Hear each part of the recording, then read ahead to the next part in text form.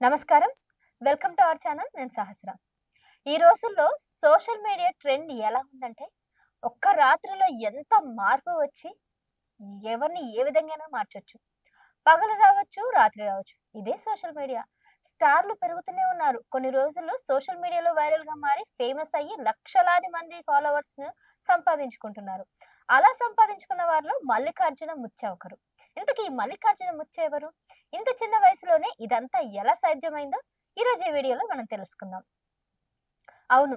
మనతో ఉన్నవారు షాక్ అవ్వాలి. వాళ్ళు ఎలా మారిపోయారో, ఇది సాధ్యమేనా అని ప్రజలు నోరు మూసుకొని నిలబడ్డారు. మన వాళ్ళు తమకు ఏదైనా మంచి చేసినా, లేదా ప్రవశించే స్వామీజీలు, లేదా అద్భుత పురుషులు అలాంటిది చేసినా అది విజయవంతమైన వారు తలలు పైకెత్తి నడుస్తారు.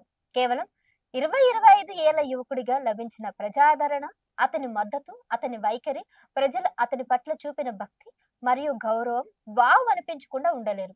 అంత ఫేమస్ అయిపోయారు మల్లికార్జున.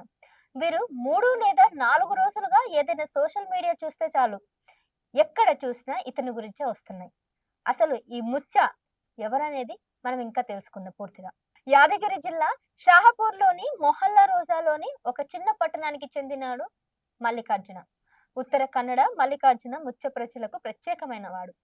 అద్భుతాలు చేసేవారిగా ప్రజలు నమ్మేవారిని, నడిచే దేవులను ప్రేమ మరియు గౌరవంతో ముత్యాలని పిలుస్తూ ఉంటారు అతన్ని. కాబట్టి దాదాపు 25 సంవత్సరాల వయసు గల యువకుడికి ఆ గౌరవం లభించడం అంత సులభమేమి కాదు అక్కడ.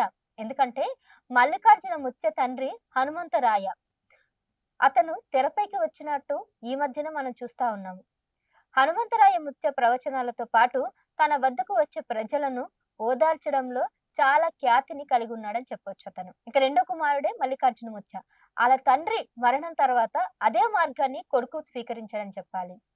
అందులో ఆరితేరారు. తండ్రిలాగానే అదే ఆలోచనలతో అతన్ని అనుసరిస్తూ వచ్చినాడు. చిన్న గ్రామంగా ఉన్న మొహల్లా ఇప్పుడు ప్రపంచవ్యాప్తంగా మల్లికార్జున వల్ల ఒక ఫేమస్ ఊరని చెప్పాలి.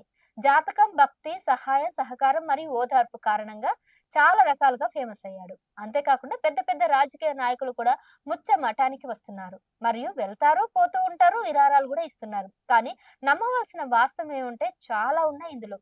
ఈ మఠం యొక్క మరొక ప్రత్యేకత ఏంటంటే వారు పగలు మరియు రాత్రి వచ్చే భక్తులకు భోజన ఏర్పాట్లు చేశారు. అవకాశం ఇస్తే ప్రజలు జాతర చూసి మోసపోతారు లేదా మోసబడిపోతారు అనేదానికి మల్లికార్జున ముత్య ఒక నిదర్శనం అని చెప్పాలి. మోసం చేస్తున్నాడని మనం ఎక్కడ ప్రూఫ్ చేయలేం గాని చేస్తున్నాడని చెప్పుకోవచ్చు. కొంతమంది సంశయవాదులు మరియు విమర్శకులు అతని చర్యలు జాగ్రత్తగా ప్రదర్శించబడిన భ్రమల్లాగా ఉంటాయి. అవకతవకలు లేనివి ఒక మ్యాజిక్ లాగా ఉంటాయి. కావాలంటే గమనించండి అని అంటున్నారు. అతని వాదనలోని అసమానతలను ఎత్తి చూపుతూ ఉంటారు. నివేదించబడిన అద్భుతాల ప్రామాణికతను కూడా ప్రశ్నిస్తున్నారు చాలా మంది శాస్త్రజ్ఞులు. అంతేకాకుండా కొంతమంది విమర్శకులు మరియు సంశయవాదుల ప్రకారం అతని కార్యకలాపాలు చాలా నైపుణ్యం కల్పించినటువంటి భ్రమల్లాగా ఉంటాయి. అవి చాలా మోసాలు, ఖచ్చితంగా చూసి గమనించండి అని అంటున్నారు. వారు చెప్పబడుతున్న అద్భుతాలు సత్యాన్ని ప్రశ్నిస్తున్నారు. అంతేకాకుండా అతని ప్రకటనలలో వైరుధ్యాలపై కూడా దృష్టిని ఖచ్చితంగా మీరు గమనించాలని అంటున్నారు. మరి అటువంటి నైపుణ్యతను అవన్నీ నేర్చుకున్న అతను అలవోకగా నేర్చుకొని జనాలని బురిడి కొట్టిస్తున్నారు.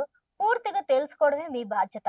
ఈ రోజుల్లో సైన్స్ లేదంటే భక్తి. ఈ రెండిటిని గనుక కంపేర్ చేసుకున్నట్టయితే చాలా మంది భక్తి వైపే ఎళ్తుంటారు. ఎందుకంటే తప్పు చేస్తున్నాం భయం ఉంటుంది కాబట్టి, మనం ఏమి చేసినా దాంట్లో ఫలితం రావట్లేదు కాబట్టి దేవుడి మీద ఎక్కువ అపారమైన భక్తితో అక్కడికి వెళ్ళడం జరుగుతుంది.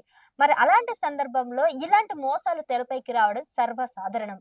సైన్స్‌ని నమ్మేవాళ్ళు చాలా మంది చదువుకున్న వాళ్ళు ఉన్నా గానీ, స్టిల్ చదువుకున్నా గానీ మళ్ళీ భక్తి వైపుగా మొగ్గు చూపుతున్నారు. భక్తి అంటే అదేదో నిజమైన భక్తి, ఆధ్యాత్మికత కాదు. ఎవరైనా ఇలాంటి బురిడి వేషాలు గాని, చిన్న చిన్న మ్యాజిక్ షోలు, కంటికి కనిపించని కొన్ని రకాలైనటువంటి విన్యాసాలు చేయడం, అలాంటి భ్రమల్ని కల్పించడం వల్ల జనాలు ఈజీగా ఆకర్షితులవుతున్నారు. ఆ విధంగా అతను చెప్పినవన్నీ నిజమని అనుకుంటున్నారు. మరి మల్లికార్జునకి అంత జ్ఞానం ఎక్కడి నుంచొచ్చింది? మీరొక రేషన్ కార్డ్ తీసుకెళ్ళినా, ఒక ఫోను నంబర్ చెప్పినా, లేదంటే మీ ఇంటికి సంబంధించిన ఏదైనా ఐడీ ప్రూఫ్ తీసుకెళ్ళినా గానీ, చాలా మంది చెప్పే సందర్భాలుంటాయి. కానీ అతను ఏమీ లేకుండా కేవలం మీ మొహం చూసి మీ పుట్టు పూర్వోత్తరాలు, మీ జాతకాలు చెప్తున్నాడంట.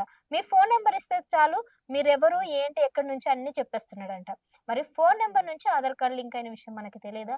ఫోను నంబర్ వల్ల ఎన్నో మనకి ట్రూ కాలర్‌లో ఉంది. ఫోను నంబర్ నుంచి ఎన్నో డీటెయిల్స్ అన్నీ కూడా వస్తాయన్న విషయం మనకు తెలియదా? మరి ఇంత లాజిక్‌ని జనాలు ఎలా మర్చిపోయారు? ఫోను నంబర్ చెప్తే మన పుట్టుపర్వతాలు ఎలా తెలుస్తాయి? మనం ఏ బాధలో ఉన్నాం ఎలా తెలుస్తాయి అనంటే, బాధలనేవి ప్రతి ఒక్కడికి ఉంటాయి. నీకుండదా? నాకుండదా? ఈ బాధల్ని బేస్ చేసుకొని నేను ఒక ఫర్ ఎగ్జాంపుల్ పలానా నువ్వు ప్రేమలో ఫెయిల్ అయ్యావు. చిన్న వయస్కుడైతే, పెద్ద వయస్కుడైతే మీ కుటుంబ కలహాలున్నాయి. మీ పిల్లలతో బాధలున్నాయి. ఈజీగా చెప్పే నాలెడ్జ్ ఎవరికైనా ఉంటుంది. దాన్నే బేస్ చేసుకొని ఇలాంటి వాటి మీద కొద్దిగా ఆరితేరి ఇలాంటి మోసాలకి ఈజీగా పాల్పడుతున్నాడని అర్థమవుతుంది. మరి మల్లికార్జున చేస్తున్నటువంటి ఈ మోసాలను త్వరలోనే బట్టబయలు చేయాలని చాలామంది మీడియా మిత్రులు కూడా ప్రయత్నం చేస్తున్నారు. మరి అందులో నేను కూడా ఉన్నాను. దీన్ని పూర్వం మొత్తం కూడా పరిశీలించి ఆధారాలతో ప్రూవ్ చేయడానికి నేనైతే సిద్ధంగా రాబోతున్నాను.